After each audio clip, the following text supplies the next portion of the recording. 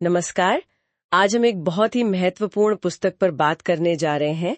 वंदनीय माता भगवती देवी शर्मा जी की लिखी हुई पुस्तक बहुत खो चुके अब और न खोएं।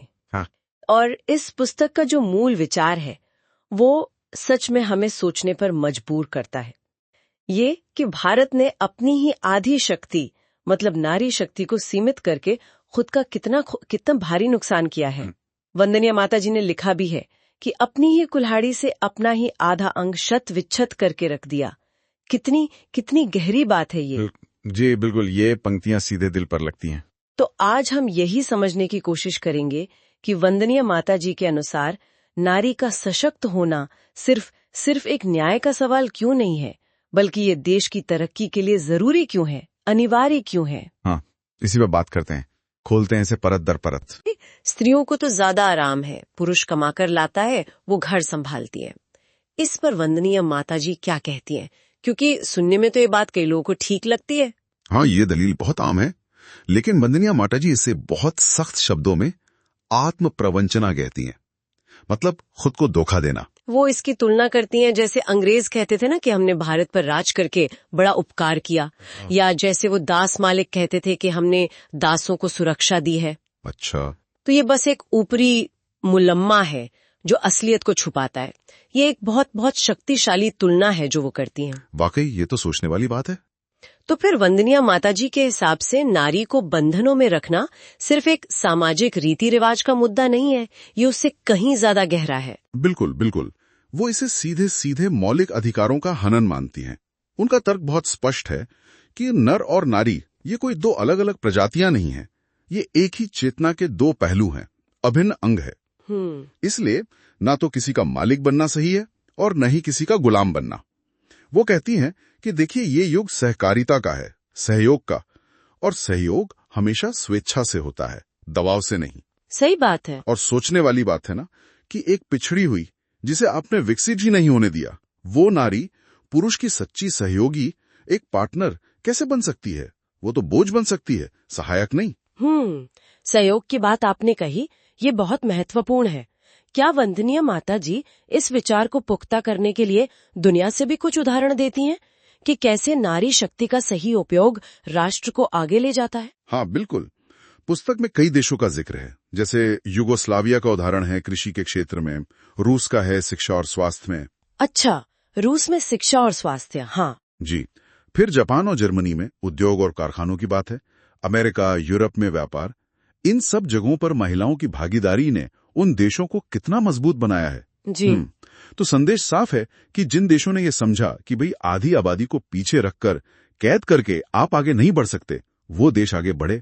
और भारत में वंदनीय माताजी के अनुसार ये प्रयोग, मतलब नारी को सीमित रखने का प्रयोग, ये हानिकारक ही सिद्ध हुआ है, बहुत हानिकारक। ये उदाहरण तो बहुत ठोस है, लेकिन फिर भी वो एक पुरानी धारणा है ना, शारीरिक क्षमता वाली, कि नारी तो भाई स्वभाव से ही कमजोर होती है। इसका क्या जवाब है? हाँ, ये धारणा तो बहुत गहरी बैठी हुई है, लेकिन वंदनीय माताजी इसे भी चुनौती देती हैं। वो पूछती हैं कि आज खेलकूद में देखिए महिलाएं कहाँ नहीं है। और वो एक खास उदाहरण देती है मेवाड़ की गाड़ियां लुहार स्त्रियों का, जो पुरुषों के बराबर बल्कि कभी कभी उनसे ज्यादा कठोर शारीरिक मेहनत करती हैं, लोहे का काम करती हैं। हाँ, ये तो सच है। तो उनका कहना है कि ये कमजोरी कोई प्राकृतिक नहीं है, ये थोपी हुई है, ये कन्फाइनमेंट मतलब कैद और अवसरों की कमी से आई है। प्रकृति ने तो उन्हें कमजोर नहीं बनाया, प्रकृति ने तो उन्हें स्वास्थ्य के साथ साथ एक अलग तरह की सुंदरता, एक आंतरिक शक्ति भी दी है। शारीरिक क्षमता से आगे बढ़कर अगर हम बात करें उनकी आंतरिक शक्तियों की, जैसे भावनाएं हैं, कला के प्रति रुझान है, इसके बारे में वंदनीय माता जी क्या कहती हैं? हाँ, ऐसे वो नारी की एक बहुत बड़ी विशिष्ट शक्ति मानती हैं। उनकी जो भावना प्रधानता है, उनका जो इमोशनल कोर है, वही उन्हें परिवार के लिए ज्यादा त्याग करने, सबको जोड़े रखने की क्षमता देता है। कला, संगीत, साहित्य, अभिनय, इन क्षेत्रों में उनकी एक नैसर्गिक प्रतिभा दिखती है। और वंदनीय माताजी एक बहुत ही सुंदर उपमा देती हैं कि नारी एक ऐसी मूर्तिकार है जो पत्थर की नहीं बल्कि प्राणवान प्रतिमाएं गढ़ती हैं। प्राणवान प्रतिमाएं मतलब संतानें? हाँ, अपनी ही काया की प्रयोगशाला में वो नई जिंदगी को रूप देती है। ये सृजन की अद्भुत क्षमता है।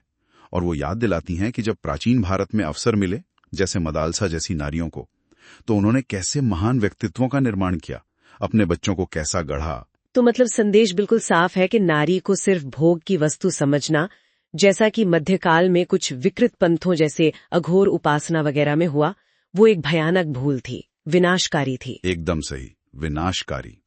पुस्तक इसी बात पर जोर देती है कि जरूरत है उन्हें वो स्थान देने की जो उनका हक है, विश्वस्त मित्र और सम्मानास्पद स्वजन का, एक भरोसेमंद दोस्त, परिवार का सम्मानित सदस्य। उनसे उदारता से सहयोग पाने की कोशिश होनी चाहिए, न कि उन्हें सताकर प्रताड़ित करके कुछ छीनने की। वंदनीय माताजी का मानना है कि भारत ने हजारों लाखों वर्षों तक इसी सम्मान और सहयोग की नीति से ही बहुत कुछ पाया था। वो हमारी ताकत थी। ये सब बातें आज के समय में, खासकर आजादी के बाद के भारत के लिए कैसे प्रासंगिक हैं? इसे आज से कैसे जोड़ें? वंदनीय माताजी मानती हैं कि राजनीतिक स्वतंत्रता जो हमें मिली वो पहली बड़ी उपलब्धि थी, बहुत जरूरी। लेकिन वो काफी नहीं है। हाँ, वो कहती हैं कि स्वतंत्रता तब तक अधूरी है जब तक दूसरी बड़ी उपलब्धि हासिल न हो, और वो है नारी उत्पीड़न का जो ये गहरा कलंक हमारे समाज पर लगा है, उससे मुक्ति। इसे वो स्वतंत्रता संग्राम का उत्तरार्ध कहती हैं, मतलब दूसरा और उतना ही जरूरी हिस्सा। उनका ये दृढ़ विश्वास था कि अगर भारतीय नारी को अवसर मिले तो वो अपनी खोई हुई प्रतिभा, अपना स्वास्थ्य, अपना आत्मविश्वास सब कुछ वापस पाकर किसी से भी पीछे नहीं रहेगी, दुनिया में किसी से भी नहीं। तो कुल मिलाकर वंदनीय माताजी की ये पुस्तक बहुत खो चुके अब और न खोएं, ये एक तरह का आह्वान है, एक पुकार है कि हम अपनी इस आदि शक्ति को विकसित होने दें, इसे रोके नहीं। और ये सिर्फ उनके अपने लिए नहीं है, ये पूरे समाज के लिए, पूरे राष्ट्र के उज्जवल भविष्य के लिए नितांत आवश्यक है। जी हाँ। और एक बात और जो सोचने के लिए वो छोड़ जाती हैं, वो नारी की स्वाभाविक उदारता की ओर इशारा करती हैं। उसकी तुलना वो धरती माता से करती हैं कि जैसे धरती माता से हम कितना कुछ लेते हैं, वो देती रहती है, वैसे ही नारी से भी समाज बहुत कुछ पा सकता है, शायद जितना हम सोचते हैं उससे कहीं ज्यादा। लेकिन कब? जब समाज दोहन करने की मानसिकता छोड़े, शोषण करने की प्रवृत्ति छोड़े और स्वेच्छा सहयोग का रास्ता अपनाए, मतलब सम्मान के साथ, बराबरी के साथ सहयोग मांगे। और ये सवाल हमारे लिए है कि हम अपने रोजमर्रा के जीवन में, अपने घरों में, अपने काम की जगह पर ये बदलाव कैसे ला सकते हैं, शोषण से सहयोग की ओर कैसे बढ़ सकते हैं। ये एक विचारणीय प्रश्न है।